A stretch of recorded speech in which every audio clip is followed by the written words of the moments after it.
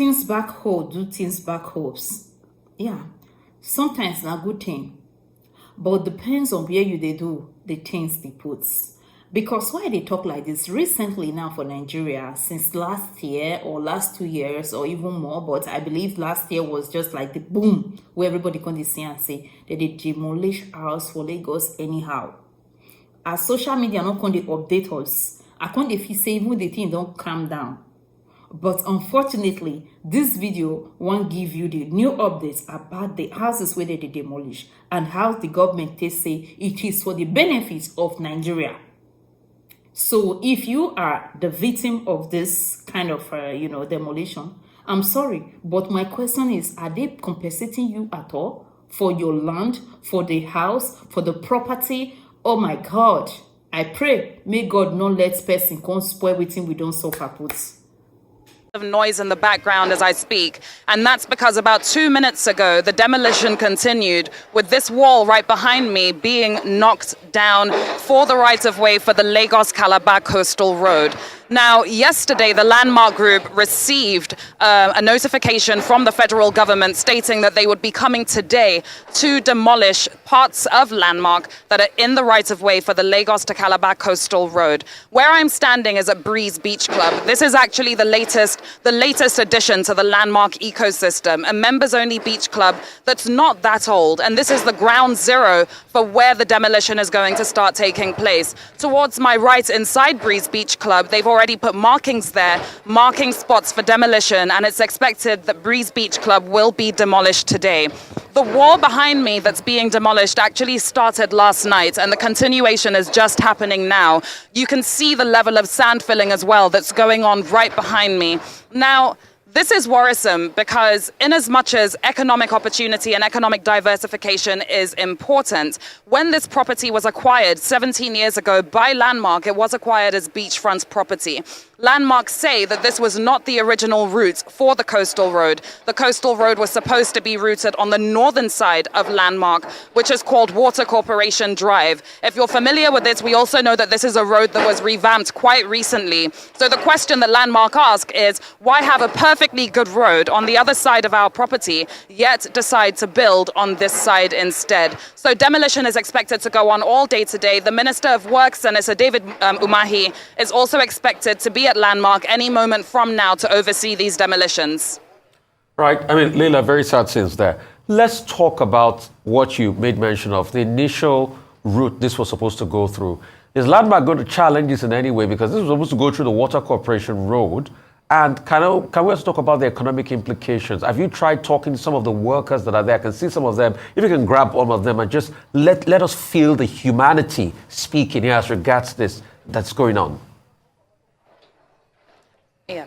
Absolutely. So last week we were here and we put a report together where we interviewed a number of people working within the Landmark ecosystem whose jobs are at threat. Right now we're here with quite a big camera crew today. The other half of the crew is over what's called the Kids Activity Center. The lady who owns the Kids Activity Center, this is going to be the second time she's having to move her business or she's having her business destroyed. The first time was when she was over at Circle Mall in Jakonde and they looted Circle Mall. She then moved here to Landmark. And now, as we speak, the Ministry of Works is here marking the demolition spots on her property again.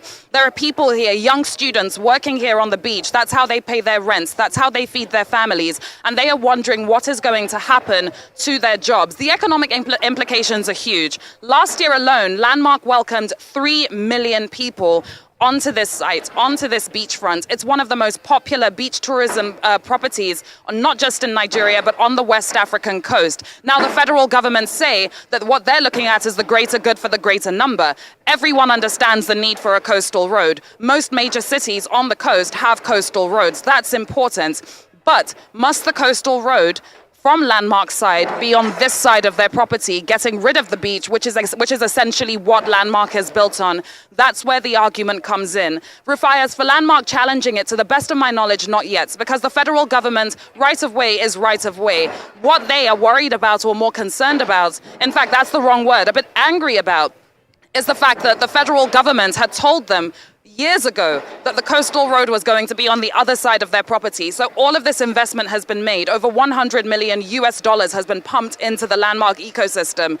And now the worry is what's it going to look like a year from now? What's it going to look like even just this evening after demolitions have gone on all day? So there are huge economic implications, especially for beachgoers and the 4,000 people working here directly and 12,000 people who also indirectly get their stability from the landmark ecosystem. So lots of jobs at stake here, and it's quite a worrying situation.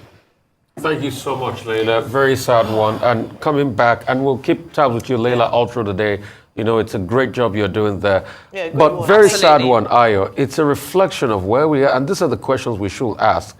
We know the coastal roads are supposed to be for the general good. Yes. But and that's also what we affecting a pre-existing business, direct employment, 3,000 to 4,000 people. And also some people at the end of today will have lost their jobs. Also, another part we don't think about is, most of this business run with credit lines. What are the investors going to be thinking? What are the investor call Landmark will be getting now? People that they have said was going to hedge money and more investment to be able to expand on that area and create more jobs for people. As they're watching this on television, what are they going to think? People that put part of the over $100 million, what are they going to think? Yeah. But And there is no for me, empathy, and we think compensation can restore this. No, there's something that compensation cannot quite cut. One thing that stood out for me from what Leila had said was that the government, the federal government, had assured landmark developers that they would not build, they would build on the other side of the road. Hence, their confidence to invest such an amount in this project. Unfortunately, they have, it almost seems like a rescinding of the agreement, or at least the gentleman's agreement between Landmark and the federal government. Yes, it was a different administration that must have made that promise, but it's what I said earlier on about continuity. Even with this Lagos Calabar Coastal Way, another government can come and think, well, this is not priority for me, and then we have another half-finished project. How do we now get investors? Yes, investor comes. So it's now the trust deficit, lack of trust, and then the impact on investors. So they keep saying, oh, don't demarket Nigeria, let us speak good about it. But the government itself has to show and demonstrate that commitment to ensuring that they earn the trust of the people and investors. Very sad story. We'll let you know with regards to updates from Landmark with Leila on ground to give us news on that.